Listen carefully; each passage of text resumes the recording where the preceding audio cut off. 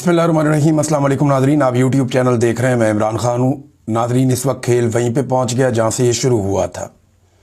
ये खेल शुरू हुआ था -1 से कि इमरान खान को माइनस करना है, और तब से लेकर अब तक लड़ाई यही चल रही है कि कौम इमरान खान को माइनस होने नहीं दे रही। ना इमरान खान हार मानने के लिए तैयार है, और एस्टेब्लिशमेंट और इमरान खान की सारी मुखालिफ सियासी जमातें वो ये जानते हैं कि अगर ये आदमी माइनस ना हुआ तो हम बहुत हद तक माइनस हो जाएंगे। अब इस मसले की वजह से अब एक नया दबाव क्रिएट किया जा रहा है, यानी हुकूमत खुलकर कह रही है कि इमरान खान से खुद को अलहदा कर लें तो फिर हम बातचीत कर सकते हैं। यानी इमरान खान साहब के बयानिए से, इमरान खान साहब से अपने आप को अलग कर लें पाकिस्तान तहरीक इंसाफ के लोग, तो फिर उनके साथ बातचीत हो सकती है। एक तो बातचीत के लिए मिन्नत तरला कोई नहीं कर रहा। मैंने देखा नहीं कि पाकिस्तान तहरीक इंसाफ के लोग, हम वो ये ज़रूर कहते हैं कि मुल्क के लिए हम बातचीत करना चाहते हैं, और हम ये चाहते हैं कि पाकिस्तान में जो स्पेस छीन ली गई इदारों से या पार्लियामान से वो उनको वापस दी जाए, सियासी जमातों को जमहूरी हक उनका लौटाया जाए, उसके लिए वो अपनी कोशिश करते रहते हैं। अब इमरान खान साहब को दहशत गर्द डिक्लेयर किया जा रहा है। ये बार बार कहते हैं जी दहशत गर्द है, मुल्क दुश्मन है। मैं चंद सवालात आपके सामने रखता हूँ। क्या पाकिस्तान तहरीक इंसाफ का इमरान खान साहब ने कोई मुसल्ला विंग बनाया हुआ है? आज तक आपको ऐसी कोई खबर मिली? कोई भी नहीं। ये कहते हैं जी असला आ गया, ये आ गया जलसा के अंदर या जलसा गाह के अंदर। आज तक दिखाएं ना कितनी बंदूकें इन्होंने देखी हैं। बेशुमार लोगों के साथ बंदूकें बेशुमार देखी गई हैं, लेकिन इमरान खान साहब के जलसा गाह में तो नहीं देखी गई। कोई मुसल्ला विंग पाकिस्तान तहरीक इंसाफ ने नहीं बनाया। क्या आज तक कोई बोरी बंद लाश मिली जो पाकिस्तान तहरीक इंसाफ ने बोरी बंद लाशें जो हैं वो जमा की हों? वो जो लोग ये काम करते थे वो आजकल एस्टेब्लिशमेंट के साथ हैं। क्या कोई करप्शन के मेगा स्कैंडल्स इमरान खान साहब के निकले कि ये भी है, वो भी है, वो भी है? बताएं ना। उस्मान बुज़दार पे इतने घटिया इल्जामात लगाए, एक भी मुकदमा बताएं कहाँ है उसके ऊपर? एस्टेब्लिशमेंट कहती थी ना कि इसने ये भी किया, वो भी किया, वो भी किया। उसने डील कर दी, उसको छोड़ दिया। वो कहते थे बहुत सारे अफसरान बुशरा बीबी लगाती थी। वो किधर गए सारे अफसरान जिन्होंने रिश्वत दी हुई थी? कहते थे जी कि आसिम मुनीर साहब के पास एक फाइल है बुशरा बीबी के हवाले से जो उन्होंने इमरान खान को दिखाई थी। वो फाइल गुम हो गई। उसके बाद कहाँ गई वो फाइल? उस फाइल के ऊपर कोई एक मुकदमा भी नहीं बना। फिर क्या कोई अलहदगी पसंद तहरीक इमरान खान साहब ने चलाई हो? को मनसूबा इस तरह का दिया है? क्या कोई टारगेट किलिंग इमरान खान साहब ने या उनकी पार्टी ने की हो? कभी कोई पाकिस्तान तहरीक इंसाफ के बंदे ने खुद कुछ हमला कर दिया हो, या कभी किसी पुलिस वाले या दीगर फोर्सेस के बंदे में से किसी एक को भी गोली लगी और वो गोली लगने से जख्मी हुआ हो या शहीद हुआ हो, और ये बताएं जनाब इनको पाकिस्तान तहरीक इंसाफ ने मारा? एक भी वाकया आपको ऐसा नहीं मिलेगा। ये एक पॉलिटिकल पार्टी है, आप इसको दहशतगर्द कैसे कह सकते हैं? मुल्क दुश्मन और गद्दार कैसे कह सकते हैं? ये पाकिस्तान में ना एक पुराना ट्रेंड है, जो कहे कि आइन पर अमल करो वो गद्दार है, मुल्क का दुश्मन है, सिक्योरिटी थ्रेट है वो। जो कहे इदारे खसूसन फौज सियासत से अपने आप को दूर रखे, जो ये कहे कि मुल्क भी मेरा फौज भी मेरी, जो अपनी जिंदगी अपने मुल्क के नाम कर दे ताकि अपने बच्चों से भी अपने आप को दूर कर ले, ऐसे आदमी को ये कहते हैं दहशतगर्द भी है, गद्दार भी है, सिक्योरिटी थ्रेट भी है। जो शख्स भी करप्शन के खिलाफ आवाज उठाए वो दहशतगर्द है, वो सिक्योरिटी थ्रेट है। जो बैरूनी ताकतों को एब्सोल्युटली नॉट कहे, जो गुलामी से इनकार कर दे, जो अमीर और गरीब का फर्क इस मुल्क में खत्म करने की कोशिश करे, जो पहली बार नामूस रिसालत और इस्लामोफोबिया के हवाले से आलमी सतह पर आवाज उठाए, जो शख्स भी ये करेगा या जो लोग ये करते आए वो सारे गद्दार डिक्लेयर हुए।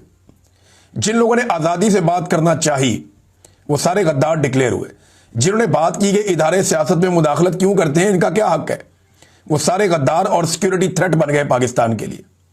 सारे के सारे, किसी एक को नहीं छोड़ा, फातिमा जिन्ना तक को नहीं छोड़ा। तो ये पाकिस्तान की कहानी है, कोई नई बात नहीं है, ये पुरानी बात है। अब DGISPR ने जो एक प्रेस कॉन्फ्रेंस की है उसमें एक सबसे बड़ी गलती उन्होंने ये की कि उन्होंने इमरान खान से पूछ लिया नाम लिए बगैर कि तुम हो कौन, हमारी हैसियत क्या है। तब से लेकर अब तक लोग लगातार बता रहे हैं DGISPR को कि इमरान खान है कौन और उसकी हैसियत क्या है। लोग बता बता कर थक गए हैं, लेकिन इमरान खान साहब की शख्सियत और कैरेक्टर इतना बड़ा है कि उसका अहाता लोग नहीं कर पा रहे। कितने सारे मैदान हैं दुनिया के जहां इमरान खान साहब ने नाम रोशन किया है, चाहे वो फ्लाई काम करने के हवाले से हो, सियासत के हवाले से हो, इस्लामोफोबिया के हवाले से हो, नामूस रिसालत के हवाले से हो, एक लोगों को मोटिवेशन देने के हवाले से हो, یعنی عمران خان صاحب نے لیڈر کی تمام اوصاف انہوں نے بتایا کہ وہ ایک بڑا لیڈر ہے، پاکستان کے اندر کوئی آدمی ان کا مقابلہ نہیں کر سکتا، چاہے کسی ادارے میں بیٹھا ہوا ہے یا کسی سیاسی جماعت میں بیٹھا ہوا ہے۔ تو تب سے لے کر اب تک لوگ D G I S P R کو لگاتار اتنے دنوں سے بتا ہی رہے ہیں کہ یہ ہے عمران خان، یہ ہے عمران خان، یہ ہے عمران خان، اور سوشل میڈیا اس سے بھرا پڑا۔ میں نے ناظرین ایک سروے کروایا سوشل میڈیا پہ، یہ بڑا امپورٹنٹ سروے ہے۔ اس سروے میں نے سوال پوچھا کہ کیا فیلڈ مارشل عاصم منیر صاحب پہ عمران خان صاحب جو تنقید کرتے ہیں، کیا وہ تنقید پاکستان کے اوپر ہے یا پاکستان کی پوری فوج کے اوپر ہے یا عاصم منیر صاحب کے اوپر ہے؟ کیونکہ جتنے بھی لوگ عمران خان صاحب کے مخالفین ہیں وہ یہ کہتے ہیں عمران خان نے فوج پہ حملہ کر دیا ہے، عمران خان نے ریاست پہ حملہ کر دیا ہے، وہ کہتے ہیں جی عمران خان نے پاکستان پہ حملہ کر دیا۔ ہم نے سروے کروا لیا، اس میں نے سروے جو کروایا نا ایک نئے طریقے سے کروایا، کیونکہ آج کل باٹس ہیں، آج کل جعلی طریقے سے اگر آپ سوال جواب پوچھیں تو وہ آپشن کو کر کے اور اس کے اندر سے وہ اپنی ووٹنگ کروا لیتے ہیں، جعلی ووٹ بھی پڑ جاتے ہیں سرویز کے اندر۔ یہ نیا طریقہ کار ہے، ٹرینڈ ایک چل رہا ہوتا ہے، اچانک سے ایک دم بہت سارے ووٹس پڑتے ہیں تو ٹرینڈ کو چینج کرتے ہیں، لہذا ایک نیا طریقہ ہے، آپ اس سے بھی سروے کروایا کریں۔ اس میں آپ آپشن دے دیں 1 اور 2 اور لوگوں سے کہیں کہ کمنٹ کے اندر لکھیں۔ میں نے لگ بھگ کوئی 650 کے قریب کمنٹس پڑھے ہیں، ابھی تک 650 کمنٹس آئے ہیں جب میں ویڈیو ریکارڈ کر رہا ہوں کہ لوگوں نے کون سا آپشن لیا۔ میں نے کہا جن لوگوں کو یہ لگتا ہے کہ عاصم منیر صاحب پہ تنقید کرنا، پاکستان پر تنقید کرنا اور فوج پہ تنقید کرنا ہے وہ کہیں ہاں، اور جنہیں لگتا ہے کہ عاصم منیر پر تنقید کرنا، پاکستان پر تنقید کرنا اور فوج پہ تنقید کرنا تو آپ نہیں کا آپشن بھی لے سکتے ہیں۔ تو حیرت انگیز طور پہ سب لوگوں نے نہیں کا آپشن لیا، مجھے صرف 3 لوگ ملے ہیں جنہوں نے ہاں کا آپشن لیا، یعنی 1 کو چوز کیا۔ 3 لوگ ملے ہیں لگ بھگ 600 لوگوں میں سے، آدھا فیصد بنتا ہے، یعنی آدھا فیصد پاکستانیوں کو یہ لگتا ہے اس سروے کے مطابق کہ عمران خان صاحب جو تنقید کرتے ہیں فیلڈ مارشل عاصم منیر پر، یہ پاکستان کے خلاف ہے یہ بات، یا پاکستان کی فوج کے خلاف ہے یہ بات۔ بھئی یہ تو فوج کے حق میں ہے کہ فوج کا سیاست کے لیے استعمال بند کیا جائے، عمران خان صاحب یہ کہتے ہیں عاصم منیر صاحب کو، یہ تو فوج کے حق میں خلاف کیسے ہو گیا؟ تو پاکستانی بھی یہی سوچتے ہیں۔ 99.5% پاکستانیوں نے کہا کہ نہیں، یہ صرف آرمی چیف پہ تنقید عمران خان کر رہے ہیں، ان کی غلط پالیسیوں پہ تنقید کر رہے ہیں، اس تنقید کا کوئی پاکستان کے اوپر اثر نہیں ہے، یہ ریاست کے خلاف نہیں ہے، یہ کوئی فوج کے خلاف سازش نہیں ہے۔ اب 3 لوگ کون ہیں جنہوں نے الٹا ووٹ ڈال دیا، جنہوں نے کہا نہیں یہ فیلڈ مارشل پہ تنقید، پاکستان پہ تنقید ہے؟ ان میں ایک محمد عبید سرفراز ہیں، ان کے ٹوٹل 23 فالوورز ہیں، 2022 میں انہوں نے اکاؤنٹ بنایا تھا، اور ایک عمران صادق صاحب ہیں، ان کے 112 فالوورز ہیں، 2014 میں انہوں نے اکاؤنٹ بنایا تھا۔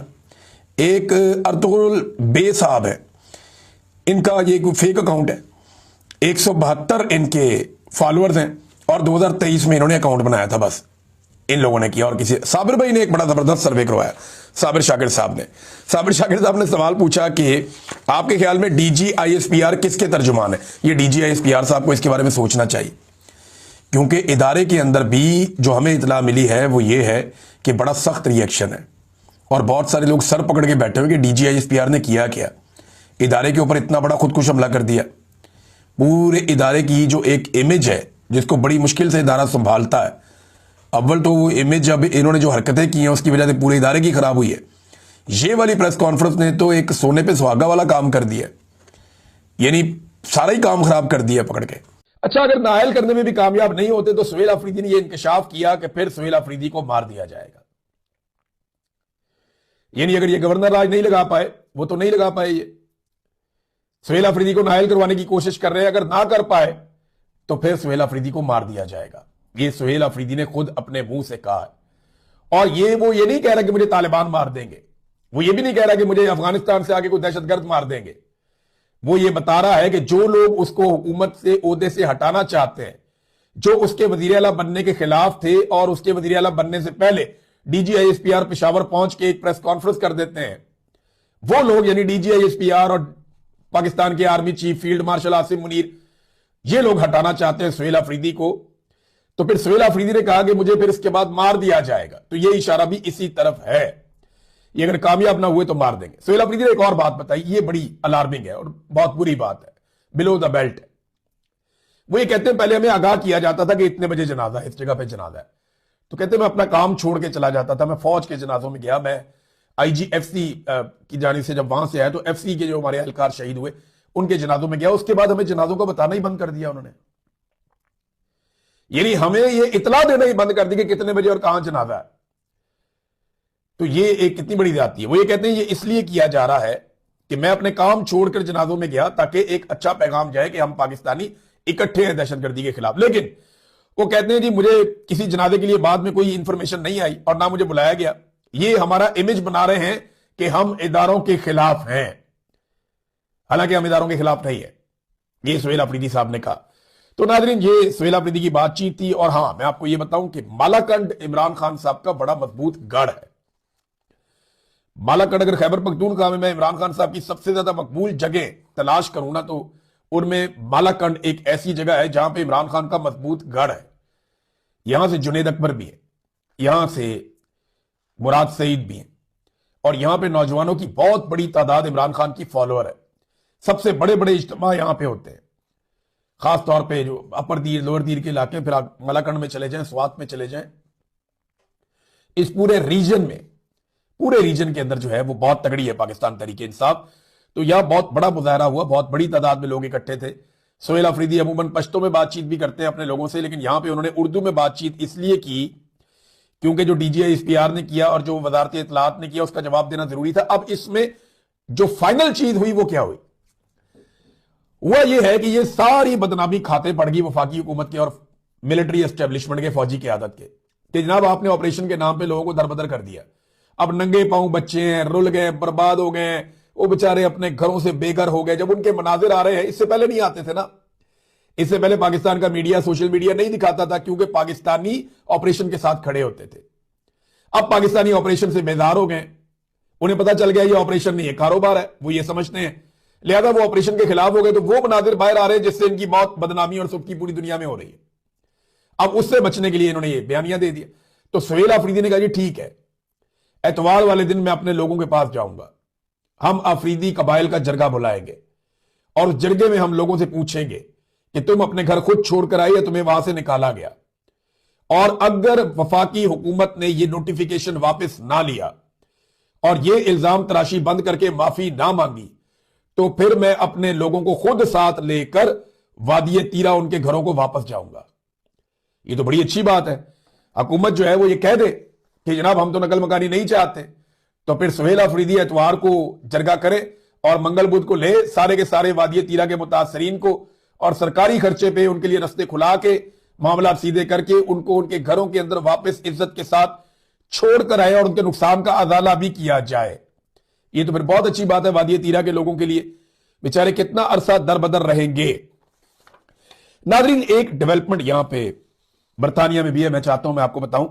شہزاد اکبر صاحب اور میجر ریٹائر عادل راجہ، ان کے گھروں کے اوپر جو حملے ہوئے، اس میں شہزاد اکبر صاحب زخمی بھی ہوئے، ایک دفعہ ایک شخص ان کے ساتھ آ کے دو بدو لڑ پڑا۔ شہزاد اکبر صاحب کی ہمت ہے کہ وہ سروائیو کیے اس حملے میں۔ اب یہ جو حملے ہوئے ان کے گھروں میں، برطانیہ میں 9 بندے گرفتار ہوئے ہیں، لا انفورسمنٹ نے کیے یہاں پہ، اور 9 بندوں میں سے 3 بندوں کو عدالت میں پیش کر کے ان پہ فرد جرم عائد کر دیا گیا، اور ان بندوں کو عدالت نے ضمانت نہیں دی، خطرناک جرم انہوں نے کیا ہے۔ اور یہ بھی پتا چل رہا ہے کہ 3 گولیاں بھی چلائی گئی ہیں شہزاد اکبر صاحب کے گھر والے ایک انسیڈنٹ میں، اور یہ جرائم پیشہ افراد ہیں، بہت سارے جرائم میں پہلے بھی یہ ملوث رہے ہیں، کئی مرتبہ گرفتار ہوئے ہیں، اور ٹوٹل 9 افراد گرفتار کیے گئے۔ ان میں ایک ایسا آدمی ہے جو ہینڈلر کے طور پہ کام کر رہا تھا۔ یعنی جو 2-3 چیزیں کنفرم ہوئی جو تشویشناک ہیں، ان میں ایک چیز یہ ہے کہ یہ جو کچھ بھی ہو رہا ہے کولیکٹیو ایفرٹ ہے، یعنی یہ پلاننگ کے تحت، منصوبہ بندی کے تحت، یہ ایسا نہیں ہے کہ وہ وقوع الگ ہے تو وہ الگ ہے تو وہ الگ ہے، نہیں، یہ سارے آپس میں جڑے ہوئے ہیں۔ ایک بات تو یہ ہے، ان کے پیچھے ایک ہی آدمی ہینڈل کر رہا تھا، اب تک کی جو انفارمیشن آئی، مجھے سمجھ آئی، وہ یہی ہے۔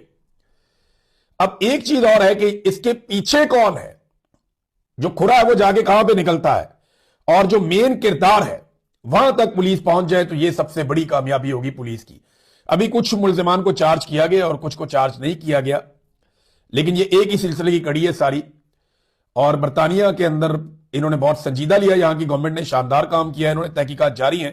ہم امید کرتے ہیں کہ جو اصل کلپریٹ ہے، जो ये डोरियां हिलाने वाले पीछे मेन लोग हैं जिनका ये मोटिव था, क्योंकि देखें ना मामला क्या है, मामला पाकिस्तान की मिलिट्री एस्टेब्लिशमेंट है और कुछ नहीं है। शहजाद अकबर से क्या मसला है? यही मसला है। आदिल राजा का भी इख्तिलाफ है पाकिस्तान की एस्टेब्लिशमेंट से इस वक्त। तो रोला तो यही है, रोला और कोई नहीं है, रोला सीधा सीधा यही है। अब देखते हैं कि बरतानिया की पुलिस कहां पे खुरा निकालती है। तो मेरे ख्याल में बकरे की मां कब तक खैर बनाएगी, अभी इसका कोई ना कोई नतीजा निकल ही आएगा, पता चल जाएगा कि ये किसने करवाया और क्यों करवाया और इसके पीछे मकसद क्या था। अब जल्द पता लग जाएगा, बंदे पकड़े गए। नाज़रीन, बोर्ड ऑफ पीस वाला काम जो हो गया ना पाकिस्तान से, ये गले की हड्डी बन गया, क्योंकि बाकी ममालिक ने इसको जिस तरीके से किया वो दिखाई दिया कि बादल ने खास्ता उन्होंने किया, यानी मजबूरन किया। ऐसा लगा कि ठीक है ये भी करके देख लेते हैं। जरा इसको गौर से समझिएगा बात को। सऊदी अरब ने, तुर्की ने, बाकी ममालिक ने ये जो काम किया ना बोर्ड ऑफ पीस वाला, वो इस तरीके से किया जैसे बेदिली के साथ कोई करता है। खुद मोहम्मद बिन सलमान भी नहीं आए, तैयब अर्दगान भी नहीं आए। हालांकि ट्रंप ने जाती तौर पे कोशिश की कि ये लोग आए, लेकिन नहीं आए। इसराइल का वजीर आज़म नेतन्याहू है, वो आ ही नहीं पाया। उसकी वजह यह है कि उसका वारंट गिरफ्तारी है वहां पे स्विट्जरलैंड में। वो आएगा तो स्विट्जरलैंड की हुकूमत ने कहा जी हम गिरफ्तार कर लेंगे, हम नहीं छोड़ेंगे। तो ट्रंप ने कहा जी इनका सदर बुलवा लेते हैं। तो नेतन्याहू माना ही नहीं, उसने कहा जी सदर नहीं, मैं ही आऊंगा, जब भी आऊंगा शिरकत मैं ही करूंगा, तारीखी मौका है। तो वो तारीखी मौके पे नहीं आ सका, वो किसी और जगह पे करवा लेंगे बाद में। लेकिन बाकी ममालिक ने बादल ना खास्ता, या चलो यार कुछ नहीं है ये करके देख लेते हैं, ये भी करके देख लेते हैं, इस तरह उन्होंने किया और ज्यादा संजीदगी नहीं दिखाई। पाकिस्तान ने बड़ी गर्मजोशी, कह कहे, इंजॉयमेंट, चेहरे पे शादमानी, खुशियां, जश्न के अंदाज में पाकिस्तान की जो पॉलिटिकल क़यादत है उसने ये काम किया, और साथ पाकिस्तान की मिलिट्री क़यादत ने भी। इन्होंने इसका ढिंढोरा पीटा और इसको एक बहुत बड़ी कामयाबी करार दे दिया। हालांकि बाकी मुल्कों ने ऐसा नहीं किया। अब ये कामयाबी इनके गले पड़ गई। अब फौज कहती है हुकूमत ने किया, हुकूमत के लोग ऑफ द रिकॉर्ड हमें कहते हैं जी हमने नहीं किया, लेकिन ऑन द रिकॉर्ड बेचारों से कहलवाया जाता है कि जी काबीना ने फैसला किया था। हुकूमत भी फंस गई, फौज भी फंस गई, और ये मजीद फंसते जाएंगे, क्योंकि अमेरिका के अंदर अमेरिकन टीवी चैनल अब खबरें ब्रेक कर रहे हैं। किस बुनियाद पे? वो जो लीक डॉक्यूमेंट्स हैं उनकी बुनियाद पे वो खबरें लीक कर रहे हैं, बता रहे हैं कि जनाब ये बोर्ड ऑफ पीस है क्या एक्चुअली। अब कुछ और चीजें सामने आई, कुछ मैंने आपको पहले बताई थी। पहले मैंने आपको बताया था ना, इसमें इसराइल का कोई हिस्सा नहीं है, फलस्तीन का कोई हिस्सा नहीं है, सारा इसराइल का ही है। और ये सारा का सारा मंसूबा जो है वो गजा से मुताल्लिक नहीं है। एक ऐसी बॉडी बना दी गई है जो फ्यूचर में बस जो दिल करेगा करती जाएगी। बहुत सारी चीजें मैंने आपको बताई थी। अब अमेरिकी मीडिया ये रिपोर्ट कर रहा है कि लीक होने वाली जो दस्तावेजात हैं उनके मुताबिक जो चार्टर है इसका बोर्ड ऑफ पीस का, 50% गजा पर इसराइल कंट्रोल करेगा। यानी गजा के 50% इलाके पर इसराइली कंट्रोल रहेगा, जो इस वक्त भी मौजूद है, और वहां तेजी से फौजी तनसीबात बनाई जा रही हैं। 50 के करीब फौजी तनसीबात अभी कायम कर दी गई हैं।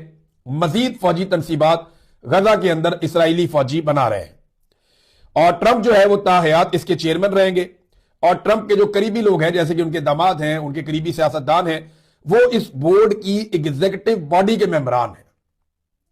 बोर्ड की जो एग्जीक्यूटिव बॉडी है वो उसके मेंबरान है। बाकी जो मुल्क हैं वो अलग से मेंबरान है, और वो उसके रुकन रहेंगे वो पैसे देने के बाद। अब आजाद फलस्तीन का लफ्ज इसके अंदर कहीं भी शामिल नहीं है। यानी फलस्तीनियों की आजादी या फलस्तीनियों की कोई रियासत या फलस्तीनियों का कोई मुस्तकबिल, इसके बारे में इस पूरे बोर्ड ऑफ पीस के अंदर या इसके चार्टर के अंदर किसी किस्म का कोई लफ्ज नहीं है। वैसे भी इसराइल ने होने भी नहीं देना था। डोनाल्ड ट्रंप देखें इसराइल का मफाद सोच रहे हैं, वो अपने दोस्त का मफाद सोच रहे हैं। डोनाल्ड ट्रंप और इसराइल के ताल्लुकात जो हैं वो आप ये समझ ले एक सीसा पिलाई हुई दीवार की तरह है। डोनाल्ड ट्रंप कभी इसराइल को तनहा नहीं छोड़ेगा, या डोनाल्ड ट्रंप कभी भी इसराइल को नुकसान नहीं होने देगा। उसने दोस्ती का हक अदा किया है, और हमने जो है वो खुशामद का हक अदा किया है, और जनाब जूते पॉलिश वही जो हमेशा से करते चले आए। नाज़रीन, ये पाकिस्तान के ना गले की हड्डी बनेगा, क्योंकि अमेरिका से ही बहुत सारी चीजें निकलेंगी और दुनिया की हर जगह से निकलेंगी, और पाकिस्तानी जवाब देते रहेंगे और इनके पास जवाब होगा नहीं। अब मैं नाज़रीन एक स्टेटमेंट आपके सामने रखता हूं।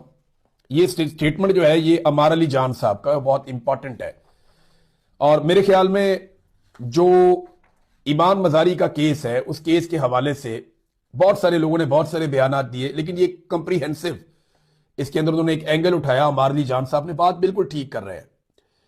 یعنی جس دور میں پاکستانیوں کی اکثریت کو بخار چڑھا ہوا تھا نا، اور یہ لگتا تھا ہم سب کو کہ جناب اسٹیبلشمنٹ جو کرتی ہے شاید ملک کے مفاد میں کرتی ہے، حالانکہ اختلافات مارشاء اللہ کے اوپر، باقی چیزوں کے اوپر ان سے لوگوں کو رہتے تھے، عمار علی جان تب بھی کہتا تھا کہ نہیں نہیں ایسے نہیں ہے، آپ کو پتا چلے گا، اور واقعی بات ٹھیک ہے۔